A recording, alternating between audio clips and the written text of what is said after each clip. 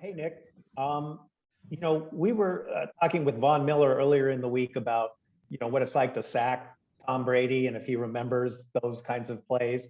Just curious what it's like to pick off a pass by Tom Brady in a game as important as that one.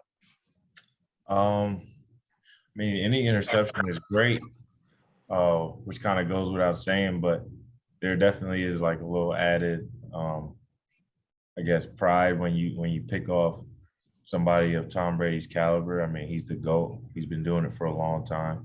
Um, he's not who he is before throwing the interception. So anytime you can get one off of him, it's something to be proud of. So I was obviously pretty hyped up about that, but ultimately just excited to get a playoff pick and help us be in a position to win.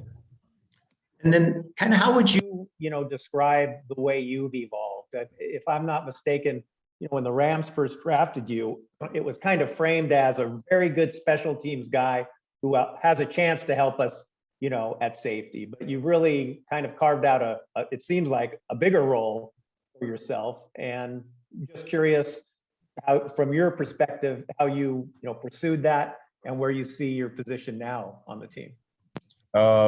Just, trusting God, trusting my process. I'm not in this situation by myself. I've had a lot of help from coaches, had a lot of help from guys like Taylor Rapp and Jordan Fuller, Coach E, Eric Weddle. So, the product that you see on the field with not just myself, but anybody that goes out there and steps up is a product of a collective effort from the leaders and also the guys on the field around them. Guys make plays, but it's because everybody else is doing their job. So I just try to trust my process and, do what I can to make the plays that I'm supposed to make and go from there, take it one day at a time. Thank you. Jesse? What has it been like in the safeties room during this period of injuries? And what is it like to be a big part of making it work despite all that? It's the same sense of urgency that it's always been. Injuries is part of football. One thing that we definitely appreciate is the presence of guys like Taylor Rapp and Jordan Fuller. Even though that they are injured, they're still around. They're still talking ball. So still contributing to this team in a great way, however they can, which we appreciate and respect. It's just the same sense of urgency, just trying to be successful and put each other in positions to make plays and win games. And what have you gotten from Eric Weddle since he came back? Oh, just a ton of knowledge. I mean, Eric Weddle is a tremendous blessing to this team and my game personally. Just being a veteran, whether it be, life advice, football advice, anything really. He's a great guy who's been doing this for a long time, has a lot of people's respect on and off the field. So I'm just trying to be a sponge and kind of take away anything I can that'll help me with my game. Thank you. Dennis? Hey, how you doing, Nick? How you doing? Good. Do you feel like your level of play has picked up since the end of the regular season and through the first couple of games in the playoffs? Mine personally, or the defense as a whole? Yours. Yeah, yours. I would say, I'm just trying to, get better each week. That's the goal. I think that myself and the defense has been doing that as a whole. Each week we've been progressing and growing. That's what you expect at this level for every player. So hopefully, the coaches are seeing growth, and I like to think I'm seeing growth as well. And what was it like for you to be in that hostile environment and try to block out all that noise from being on the road?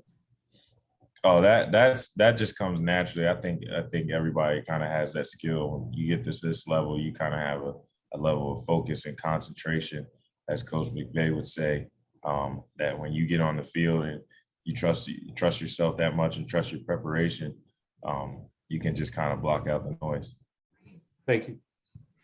Maria.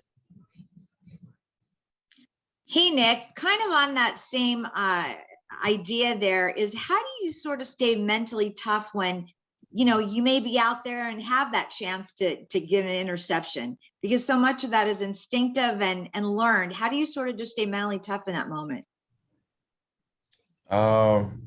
That's a good question. I mean, you get in those type of situations, it all happens so fast. It's kind of hard to explain like your thought process or something like that. I almost describe playing as being in a state of being blacked out, just because that's how fast things happen and you're not really thinking. Your body is just kind of moving based on your muscle memory and the play call and how many times you repped it. All that stuff goes into effect. So yeah, I'm not really sure how to answer that question, but I guess just, you know, preparation, meditation, prayer during the week, that all is a factor when that ball is in the air. Thank you. Yeah. Jordan. Hey, Nick, I'm kind of along those same lines.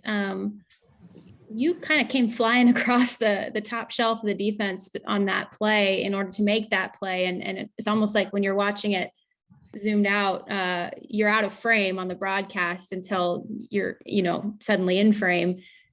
Is that something you guys saw on tape, that was maybe an advantageous opportunity for you? Did you see Tom do something with his eyes or his body that made you think, okay, this is where to jump it right here? Well, I think that play was really made before the ball was snapped. I believe it was a dead ball period, whether it was change of possession or a timeout or something. And I give a lot of credit to Eric Weddle, David Long, and Darius, just because of the communication that was going on before that play. We talked about 3-by-1 and kind of how we wanted to play that. So Eric had assured me that he would be where he was, which allowed me to play faster. D'Lo and Darius were on the same page, which allowed me to play faster. So all that kind of came into that play. So yeah, it was a combination of preparation and knowing some of the possible routes that come out of that formation, but also being on the same page with our defense.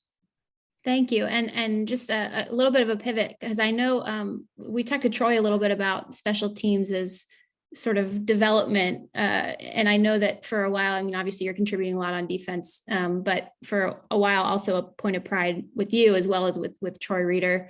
How would you kind of characterize that growth? It seems on the outside pretty substantial from the start of the year to now in terms of that consistency that's been, and explosiveness that's being found. I mean, I take a lot of pride in, you know, just considering myself a football player. I've always believed in myself as a defensive player and a special teams player. So I try to prepare for both, obviously. Try to be the best at both, whether that be special teams or defense, just so I'm ready to answer the bell when that time comes. And I'd say the same thing for Troy Reeder. He's one of the better football players that I've known. A guy that you can just plug and play. He's talented, he's fast, he's physical, he's a leader. So yeah, I try to just model my game as being somebody who's aggressive, fast, and a guy that can make plays. And then pardon, in terms of the unit as a whole, just that growth, maybe from start to year till now, where there's a lot of field flipping happening and explosive plays and in coverage phases. How have you seen this group grow even through all the change that it's undergone? Yeah, I think that's a credit to the guys that are in those meeting rooms, as well as the coaches being able to adjust. You know, that's part of football. It's part of being on defense. Guys are in the NFL. They're all talented. And so guys are going to make their plays from time to time. You want to limit it as much as possible.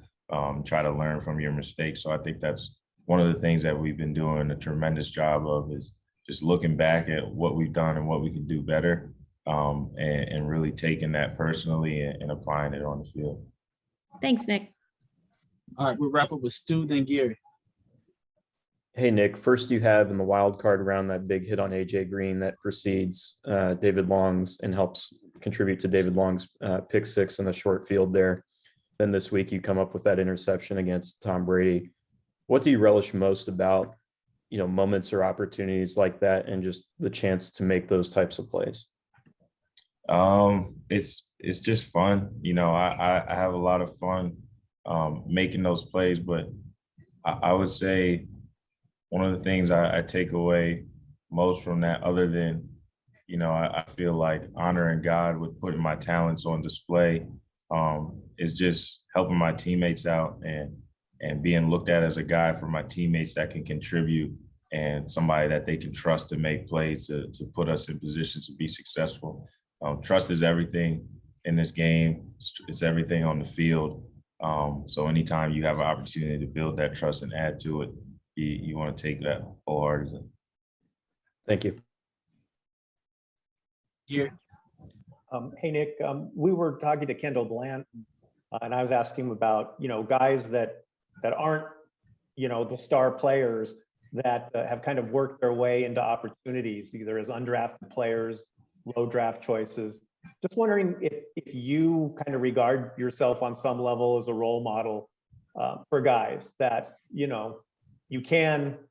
you may not come in with all the headlines and the high draft pick, but you can, forge your way for a role for a winning team.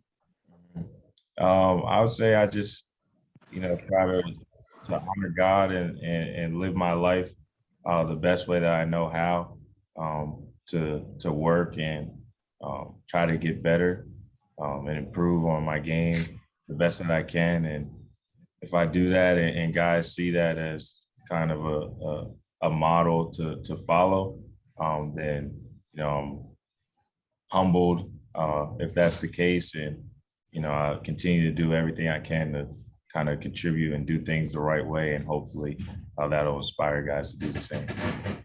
Thank you.